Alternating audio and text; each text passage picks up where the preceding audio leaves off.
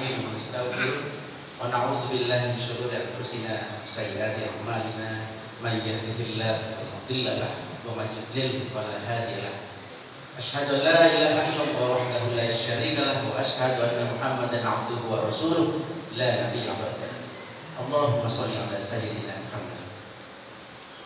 Alhamdulillah, puji syukur kita panjatkan kepada Allah Subhanahu wa taala. Salawat serta salam senantiasa tercurah, semoga selalu tercurah untuk junjungan kita Rasulullah Muhammad sallallahu alaihi wasallam. Ayah dan bunda yang berbahagia, yang kami banggakan, yang kami kasihi, semoga selalu mendapatkan kemudahan, dapat berkah, dapat nikmat, dapat kelancaran, pokoknya aneka macam kebaikan bertambah terus untuk ayah dan bunda semuanya. Terutama dalam kegiatan-kegiatan yang terkait dengan sekolah Mutiara Rahmah. Ada yang tadi datang ke SD dulu yang ambil rapor dan ke sini. Ada yang mungkin habis dari sini nanti ke SD ngambil rapornya. Jadi sekarang memang sedang bersama-sama pembagian rapor TK, SD, SMP. Ya. Alhamdulillah ada beberapa hal yang ingin kami sampaikan pada kesempatan pagi hari ini. Insya Allah tidak terlalu lama. Yang pertama tadi ya sudah disampaikan oleh Ustadz Bahudin. Ustadz Bahudin ini sahabat saya, ya sesama pejuang pendidikan gitu ya. Kita di bawah, kami di bawah, beliau di atas gitu ya. Beliau pemimpin pondok pesantren ini namanya Pondok Pesantren Sunan Ampel. Masjidnya namanya Masjid Baitur Rahman. Kalau di bawah Mutiara Rahmah. Kalau Bapak Ibu lewat di Jalan Bela, ketika mau masuk turun di gerbang atas itu ada papan nama gede. Nah itu ada Masjid Baitur Rahman, di bawahnya Mutiara Rahmah. Jadi sinergi ya. Semoga terus bisa bekerja sama dengan Ustaz. Luar biasa tadi materi yang disampaikan bagus sekali ya, dan beliau menyampaikannya dengan sangat semangat dan berapi-api. Ayo bunda, benar gak? Ada peristiwa. Ada seorang anak sekolah pulang sekolah, dia bergerombol dengan teman-temannya pulang sekolah, nyebrang dia di lampu merah di sebuah daerah di Indonesia. Ketika dia sedang nyebrang lampu merah, tiba-tiba didatangi oleh sekelompok anak naik satu sepeda motor, bertiga anak. Yang paling belakang pegang golok anjing. Turun dia dari motor itu lalu menyabetkan ke secara acak salah satu dari anak-anak sekolah yang nyebrang. Sobek sini, tolong oleh teman-temannya, tolong oleh warga sekitar, dipinggirkan di trotoar, dan dia sakaratul maut di situ, wafat di situ.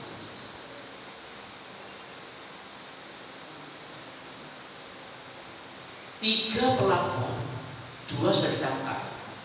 Satu yang menyabetkan pedangnya sampai sekarang masih buron, tidak ketemu.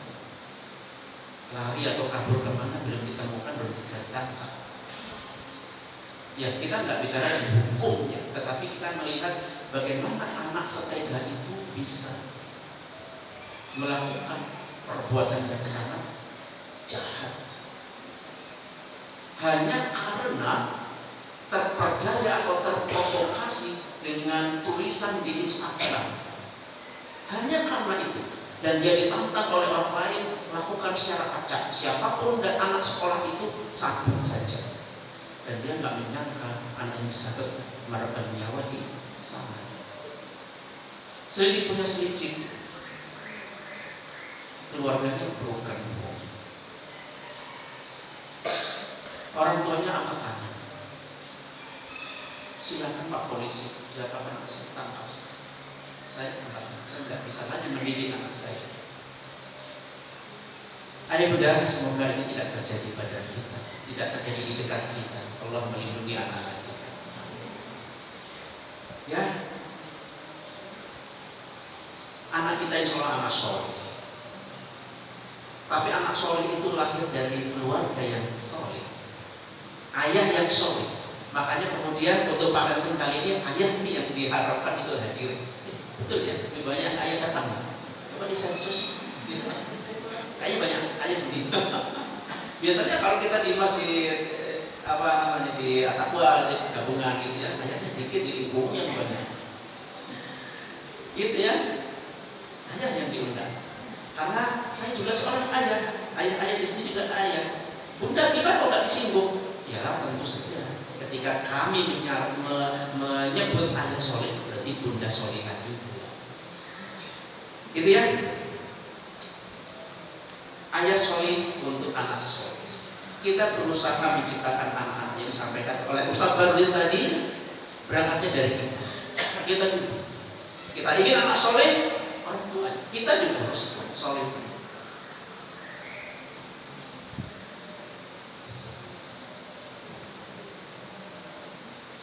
Ayah yang baik, bunda yang baik, itu melakukan 3 hal kalau ingin anak-anaknya soleh dan baik juga. Yang pertama, berusaha dari diri sendiri dulu untuk menjadi baik atau soleh. Gak boleh kita itu kemudian memasrahkan, terserah Mutiara Rahma, anak saya yang penting soleh. Saya biasanya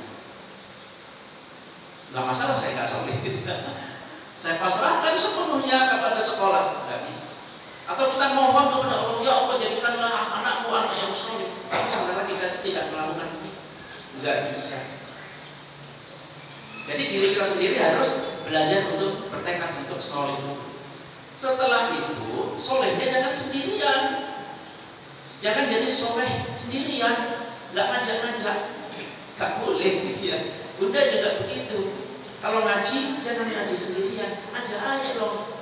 Siapa yang diajak? Ya anak-anak kita. Ya, kita ajak keluarga dan anak-anak kita untuk menjadi soleh.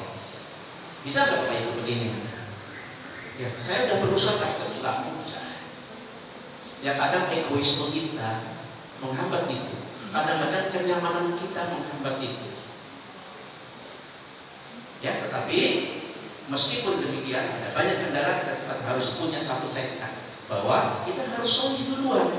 Dan solehnya nggak boleh sendirian, harus ajak-ajak. Gitu ya. Nah, ada beberapa strategi nih, cara nih, langsung to the point aja, cara membuat atau membentuk anak kita menjadi soleh. Yang pertama Bapak Ibu,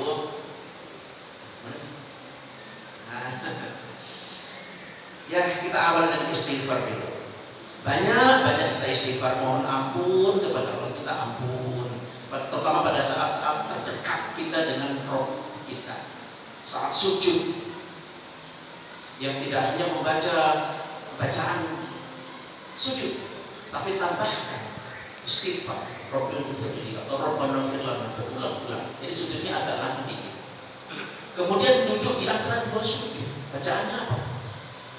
Rabbil firli, itu betul-betul diresapi Bapak Ibu. Jangan sekedar keluar dari bibir kita, tapi sementara pikiran kita nggak khusyuk di situ, mikirnya yang lain. Rabbil firli, kalau diulang tuh Rabbil firli, Rabbil firli. Saat sujud diulang lagi Rabbil firli, warhamni, wajuburni, warfa'ni, dan seterusnya. Ya, jadi saat-saat terdekat kita sujud 2 kali, duduk di antara kedua sujud itu adalah saat-saat utama untuk kita beristighfar kepada Allah. Itu modal yang pertama. Setelah itu banyak belajar, terutama ayah-ayah ini sedang hadir di sini dalam rangka sama-sama saling belajar. Ya, saya juga sedang belajar Bapak Ibu. Ya, kemudian yang kedua berdoa. Setidaknya ada 3 doa yang ada dalam Al-Quran yang tentu dalam sujud kita panjangkan. Di surah As-Saffat ayat 100, Nabi Ibrahim ini sebagai doa Nabi Ibrahim. Nabi Ibrahim itu memohon kepada Allah, Rabbi habli minas sholihin, Rabbi habli minas sholihin. Ya Allah, karuniakanlah kepada aku anak keturunan yang soleh, yang belum lahir maupun yang saat ini sudah anak SMP kelas 7, 8, 9. Kita mohon yang soleh, Rabbi habli minas sholihin. Kemudian Nabi Zakaria juga ya, memohonkan hal yang sama kepada Allah, dan ini diabadikan di surah Al-Imran. Allah berfirman di ayat 38, Rabbi habli min ladunka dzurriyyatan thayyibah. Ya Allah, karuniakanlah kepadaku keturunan yang baik, anak cucu yang baik dari sisi.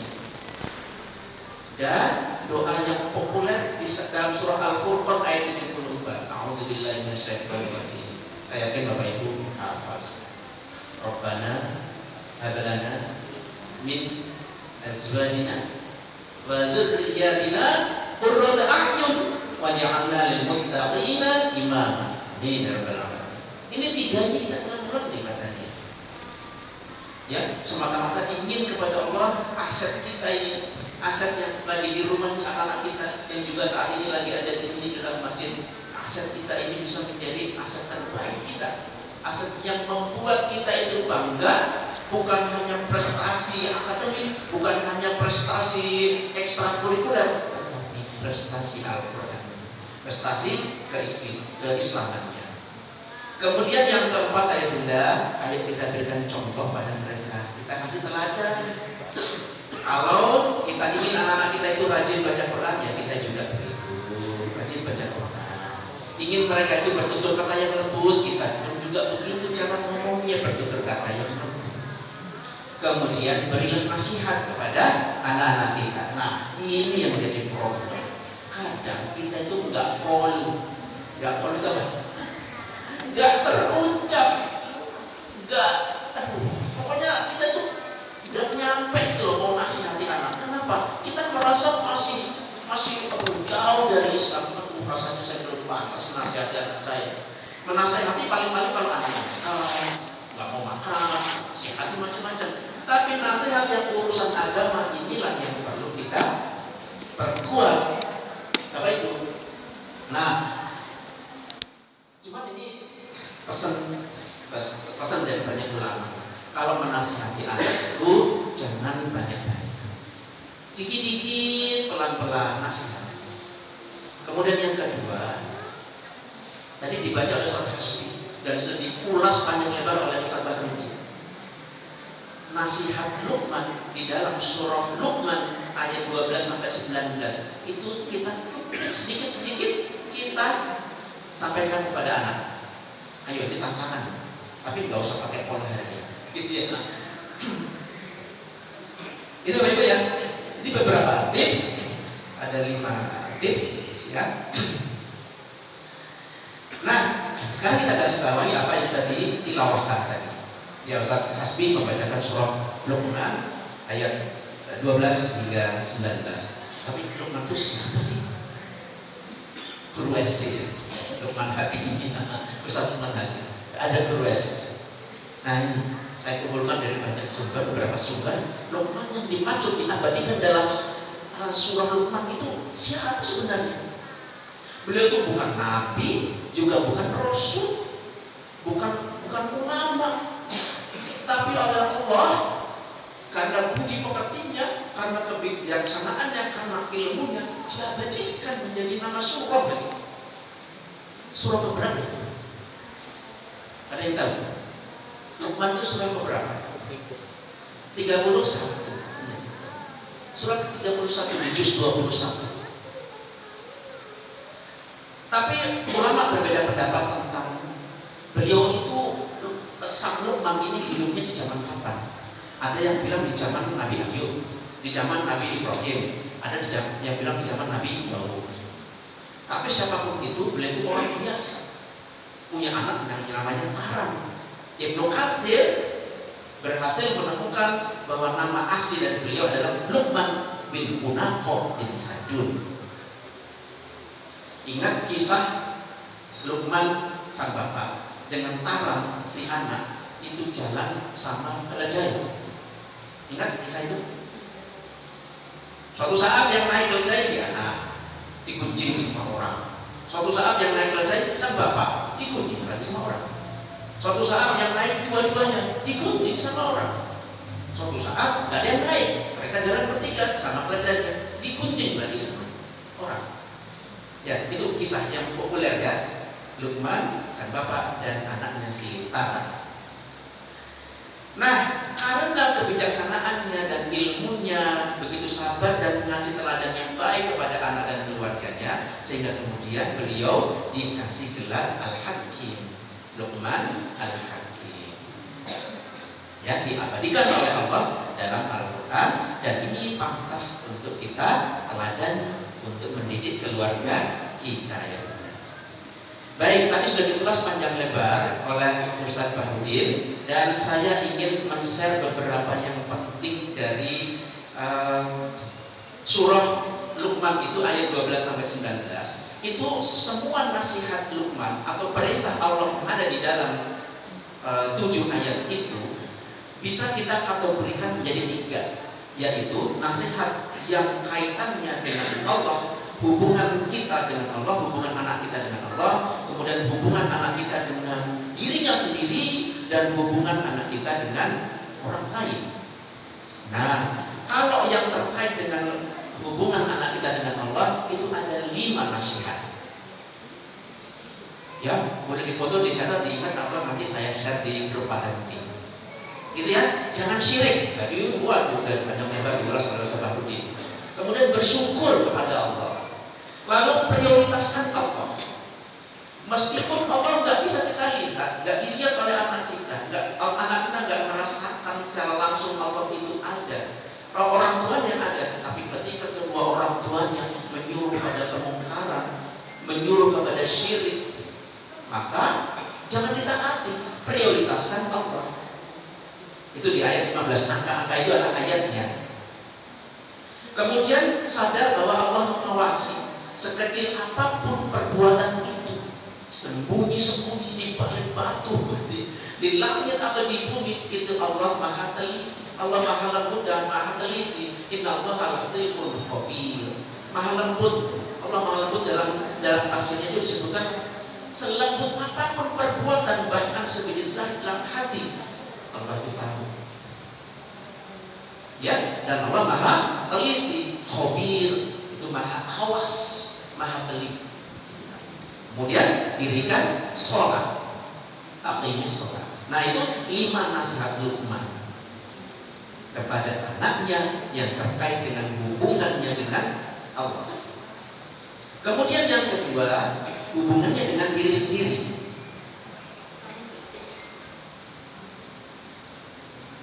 Ya, terkait dengan hubungan dengan diri sendiri, ada 5 nasihat juga Luqman kepada anaknya.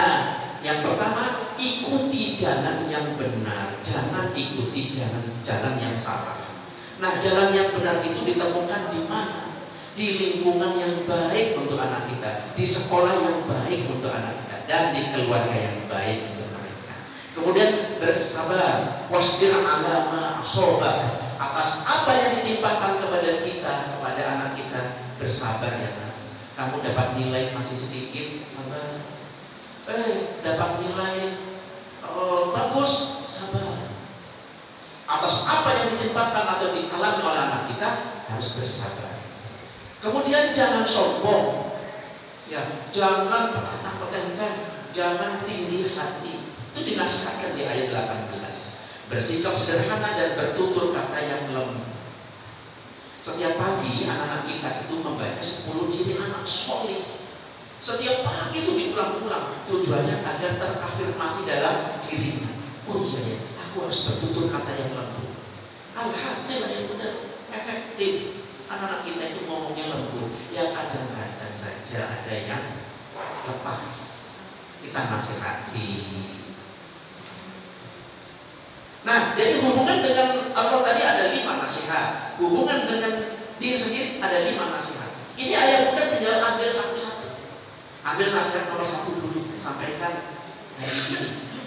Besok nasihat yang kedua, lusa nasihat yang ketiga. Gitu. Jangan langsung banyak, sedikit demi sedikit. Dan yang ketiga adalah nasihat Luqman dan perintah Allah yang hubungannya dengan orang lain. Ini ada 4 nasihatnya. Apa aja tuh? Berbuat baiklah kepada orang tua. Apapun kondisi orang tua, harus dipergauli atau harus diperlakukan dengan baik. Kemudian berterima kasih kepada orang tua, seperti disampaikan sebelumnya tadi. Anak kita harus tahu sama orang tuanya, harus tahu apa? Di antaranya tahu berterima kasih, tahu caranya berbakti kepada orang tua. dan melakukan amar ma'ruf nahi munkar, mengajak kepada atau menyuruh kepada yang baik dan mencegah jangan sampai kejahatan itu terjadi. Jadi total ada berapa? Bapak Ibu, total nasihat Luqman ada berapa? 5 tambah 5 tambah 4 ya, ada 14 ya. Jadi 14 hari bisa ya, satu hari satu nasihat untuk dia sampaikan ya, beneran nih. Oke? Harinya kapan saja, mulai hari ini. Nanti saya sampaikan kalendernya, kapan mulai libur. Saat libur itulah Bapak Ibu dan Indi nasihat nomor 1. Nah, ya Allah, gitu ya. Senangnya kalau punya anak soleh dan sedih banget kalau punya anak nggak soleh. Sedih. Saya bisa merasakan ya bahagianya kalau punya anak soleh. Sekarang itu rasanya ya mohon maaf. Saya saat ini merasa saya nggak penting punya anak pintar astronomi, pintar matematika, pintar fisika. Tapi saya cukup punya anak yang pintar berbakti, pintar ngaji, pintar keislaman. Itu udah membahagiakan saya. Tapi tentu dulu saya tidak begitu. Saya ingin anak saya itu pintar programming, pintar sains. Sekarang ya namanya manusia bisa berubah, orientasinya berubah. Kita sederhanakan tuntutan itu. Ayo Bunda, terutama yang keluarga muda nih, bapak muda dan ibu muda, gitu ya, bisa berkaca kepada yang tua-tua. Oke, apa sih manfaat punya anak soleh itu apa? Ini saya berusaha untuk merumuskan beberapa manfaat ya, ada 6 ini. Keuntungan kita manfaat atau keuntungan labanya ya.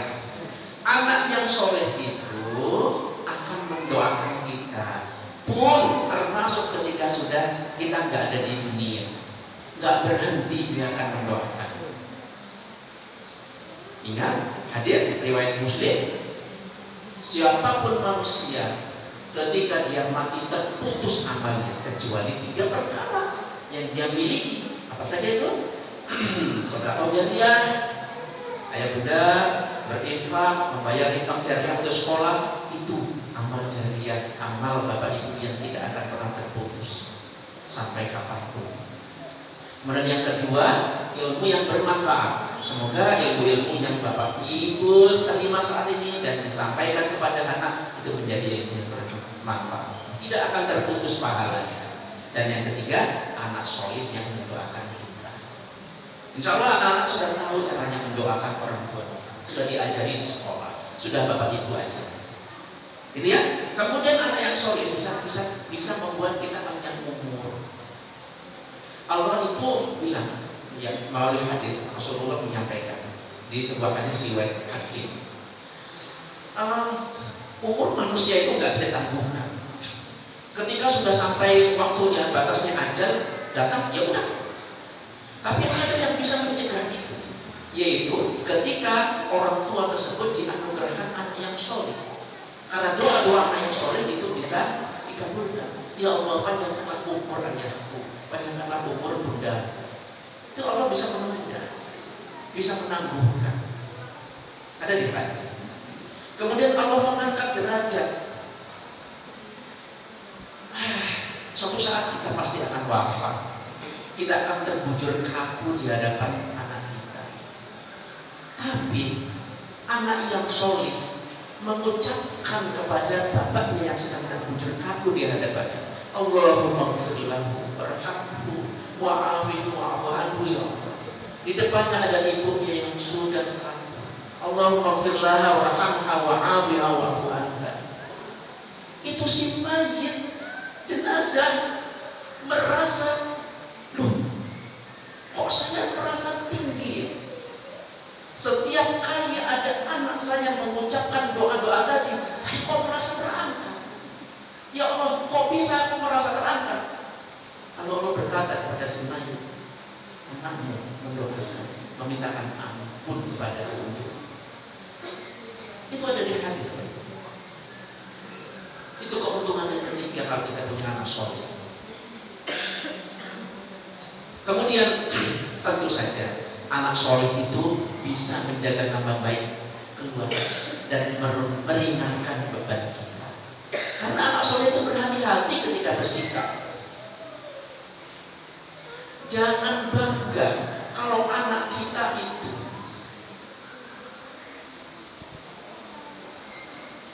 maaf nih, bisa naik motor ke sana kemari, belum saatnya gonceng teman-temannya, lalu berbangga diri, loh aku bisa. Jangan. Karena itu kemudian bisa mengundang hal-hal tidak baik yang lain.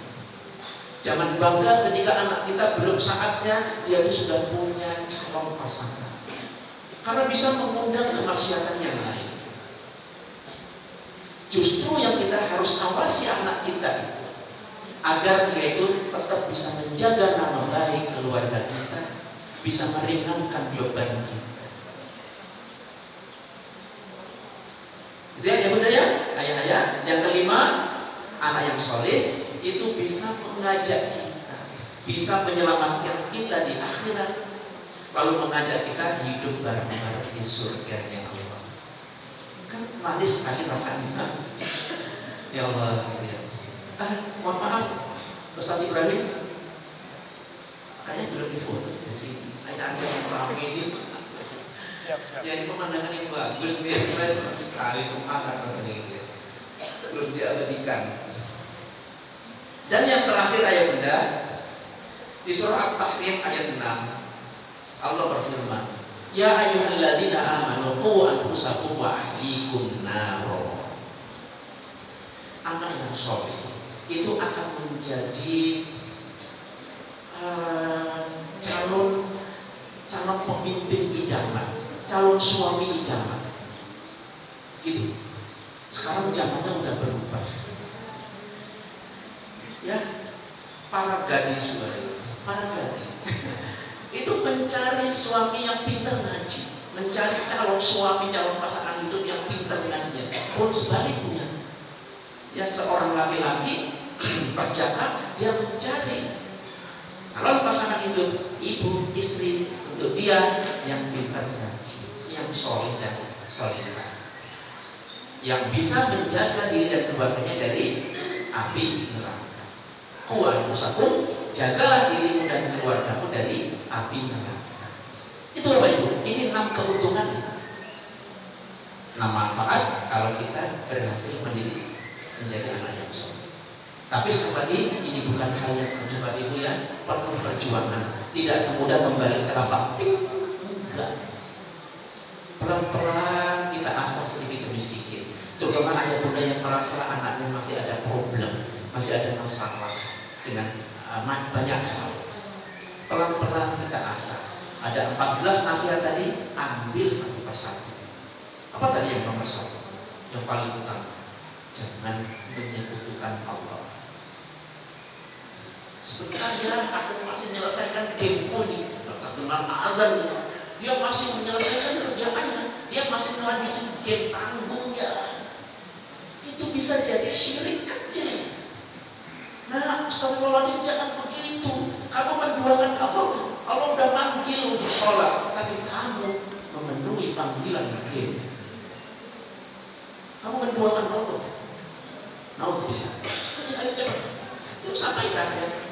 Belajar, cari bahan, datang ke taklim, datang ke parenting, cari bahan di internet, di media-media atau website yang terpercaya. Bentuk-bentuk syirik itu gimana? Khawatirnya anak kita, istri kita, kita sendiri udah waktunya sholat masih terus menyibukkan diri, alasannya menyelesaikan tugas tanggung. Ya, khawatirnya itu termasuk dosa syirik.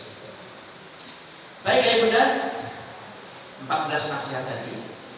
Ini nih, saya akan sampaikan kalender kegiatan di bulan April. Ini 1 April ya. Nih ayah bunda nih 1 April nih sekarang. Hari Sabtu bagi rapor. Habis ini bagi rapor. Habis ini ngambil rapor. Cuman ayah bunda, mohon maaf nih, untuk pengambilan rapor sekarang tidak usah konsultasi, langsung ambil aja. Konsultasi nanti lewat WA aja. atau telepon gitu ya, karena waktu kita terbatas gitu ya. Sudah tersedia tuh di meja depan itu kelas 7, 8, 9 gitu ya, langsung ambil. Kemudian pekan depan 4 hari 3 sampai tanggal 6 itu KBM seperti biasa, seperti pekan kemarin ya, belajar biasa anak-anak sampai jam 2:30 ya. Kemudian hari Jumat dan Sabtu anak-anak libur ya, karena tanggal 7 itu tanggal merah. Kemudian pekan depannya masih ada sepekan belajar, tapi 1 harinya dari tanggal 10 sampai 14 itu anak-anak masuk sore sampai malam. Apa gitu ya? Ya, pesantren Ramadan sekaligus buka puasa bersama. Masuk siang sih, bukan sore. Ya, jam 1.30 itu datang ke sekolah sampai pulangnya jam 7. Habis jamaah maghrib, kemudian makan bersama, dijemput. 1 hari aja, pas 7, 8, 9 itu nanti bareng-bareng. Untuk SMP, jadwalnya buka puasa bersamanya adalah tanggal 14, hari Jumat. Jadi pada Jumat anak-anak tolong diantar ke sekolah, kemudian jemputlah jam 19. Atau mau Jumatan di sekolah di sini juga boleh. Gitu ya. Kemudian tanggal 15-nya anak-anak OSIS itu kumpul ke sekolah untuk bakti sosial Ramadan. Itu. Nah, setelah itu selesai ya Bunda, segala kegiatan akademik itu selesai untuk sementara. Tanggal 17 anak-anak sudah nggak bisa ke sekolah, libur ceritanya. Tapi tanggal 17 itu anak-anak ada kegiatan Zoom, yaitu pembelajaran persiapan kegiatan gerhana matahari. Gerhana mataharinya sendiri itu di tanggal 20 hari apa itu? Kamis. Ya, anak-anak yang punya daya upaya, punya semangat tolong diantar ke sekolah pagi jam 8 ada kegiatan pengamatan astronomi gerhana bulan. Sayang kalau dilewatkan, peristiwa ini terjadi nggak setahun sekali, bisa bertahun-tahun berulang lagi. Ya, belajar tentang ilmu falak tadi, langsung pengamatan. Kita siapkan semua alat untuk pengamatan gerhana matahari. Itu. Kemudian tanggal 20 di sore harinya anak-anak astro, anak klub astro akan melakukan ibadah, yaitu ibadah ru'yat atau melihat hilal. Ya, tapi nggak wajib, karena besoknya dengar-dengar udah lebaran. Itu saya merahkan tuh, tanggal 21 hari Jumat merah, lebaran besoknya hari Jumat. Meskipun mungkin pemerintah belum Jumat, pemerintah itu kemungkinan besar di hari Sabtu lebaran itu. Tapi nggak apa-apa ya, Jumatnya dimerahkan aja. Gitu ya, Jumatnya merah karena ini warga Muhammadiyah sudah lebaran, kita harus menghormati. Gitu. Warga Muhammadiyah insya Allah hari Jumat sudah Idul Fitri, Nahdiyin, dan pemerintah insya Allah hari Sabtu itu mulai Idul Fitri. Makanya kita panjangkan untuk merahnya. Merah berubah jadi kuning Idul Fitri, libur lebaran itu selama sepekan 24 sampai 28. Ayah bunda ini mohon diperhatikan. Mungkin teman-teman anak kita yang sekolahnya di tempat lain itu nggak panjang, nggak seperti ini libur. Loh, kamu kok enak sih liburnya sampai tahun ya? Sementara aku tanggal 27 sudah harus masuk sama guruku. Gitu ya. Tanggal 27 itu sebenarnya sudah harus masuk. 27 ini April. Dan jadwalnya sudah sama seperti sebelum puasa. Tapi karena silaturahmi itu ibadah yang sangat baik, maksudnya kan tetangga atau teman-teman yang belum ikut junior gitu ya, nah, keluarga jauh gitu ya, jadi ibadah itu sampai tanggal 28 gitu ya. Tanggal 29 anak-anak datang kumpul, kita halal bihalal gitu. Itu mohon dipahami Bapak Ibu ya. Jadi jangan sampai nanti terjadi pertentangan, bukan pertentangan, perbedaan lebaran, tapi perbedaan masuk setelah lebaran antara anak-anak sama tetangga gitu. Jadi kita punya program seperti itu. Dan ketika anak-anak yang lain sudah libur, anak-anak ada kegiatan gerhana tadi itu, jadi ya diganti. Ini yang bulan April. Nah, khusus anak-anak kelas 9. Ada kelas 9? Boleh. Coba angkat tangannya kelas 9. Aduh, mohon maaf nih, liburnya nggak tenang. Kepikiran nih bunyi. Mengapa? Karena begitu masuk, dia akan menghadapi sesuatu yang luar biasa. Ini bulan Mei kalendernya. Tanggal 2 anak-anak masuk. Tanggal 1 kan tanggal merah ya. Tanggal 2 masuk, anak-anak persiapan. Yang kelas 9, kelas 7-8 juga begitu masuk. Tapi yang kelas 9, tanggal 8 sampai 12 itu ujian sumatif akhir. Ujian sumatif akhir yang menentukan kelulusan mereka. Nggak ikut ini, ya nggak lulus. Ikut aja, pasti lulus. Pokoknya kayak lulus. Lo nilai gimana? Yo, nilai gimana? Nilai mereka dari kelas 7 dulu sampai kemarin yang rapotnya dibagi bulan Desember, ada nih yang belum ngambil di rapot itu. Itu yang dipakai untuk daftar ke SMA atau SMK negeri. Kalau yang ini nilai ujian sumatif kelas 9 itu nggak dipakai untuk daftar. Tapi nilai ujian ini yang kelas 9 sumatif 8 sampai 12 Mei itulah yang akan nanti mempengaruhi nilai di ijazah. Nggak ada nilai ini, maka nilainya tentu kurang. Bisa-bisa kurang untuk syarat kelulusan, bisa jadi nggak lulus. Makanya ini wajib diikuti. Selesai ujian sumatif, anak-anak kita belum selesai perjuangannya. Dia masih harus mempresentasikan karya ilmiah Al-Quran dan sains di pekan berikutnya. Kemudian giliran kelas 7 dan 8 tanggal 22 sampai 26 sampai 31 itu ujian kenaikan kelas dan ujian praktek kompetensi. Ya, giliran mereka. Yang kelas 9 ngapain? Istirahat juga. Kecuali tugasnya belum selesai. Itu bisa dipahami jadwalnya? Bisa ya? Ingat-ingat ya. Nanti saya bagi. Selanjutnya Pak Ibu, ini di bulan Juni, akhir tahun ajaran 2022-2023. Ini finishingnya ini. Yang kelas 9 akan kami ajak jalan-jalan selama insya Allah 3 hari 2 malam. Nginep 2 malam. Nginep 2 malam, jalannya 3 hari. Kemudian pekan depannya mereka harus masuk karena untuk latihan, karena akan mengikuti upacara kelulusan.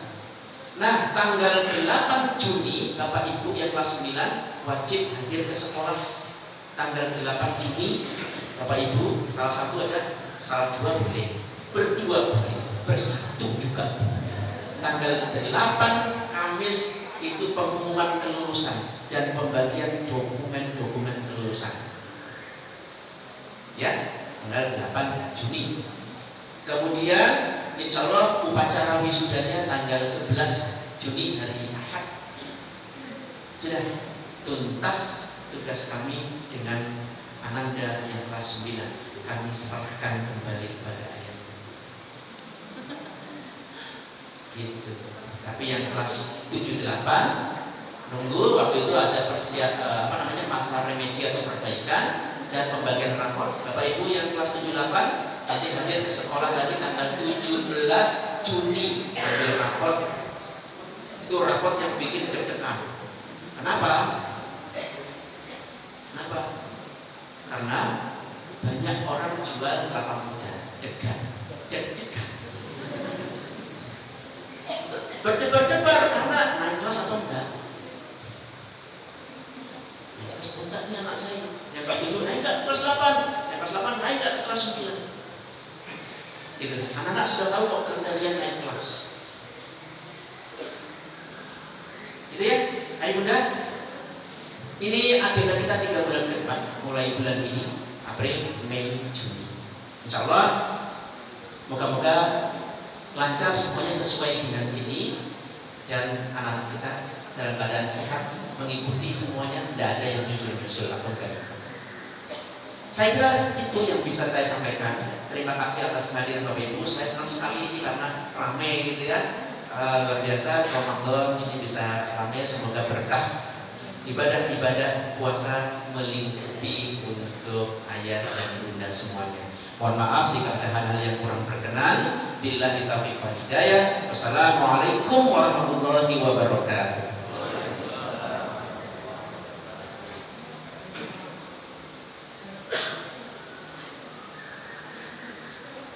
Barakallahu fiik, syukron menjazakallahu khairan katsir kepada Ustaz Abdul Fattah yang tadi menyampaikan parenting ya, dan juga menjelaskan agenda dari bulan Mei, dari 3 bulan April, Mei, Juni gitu ya.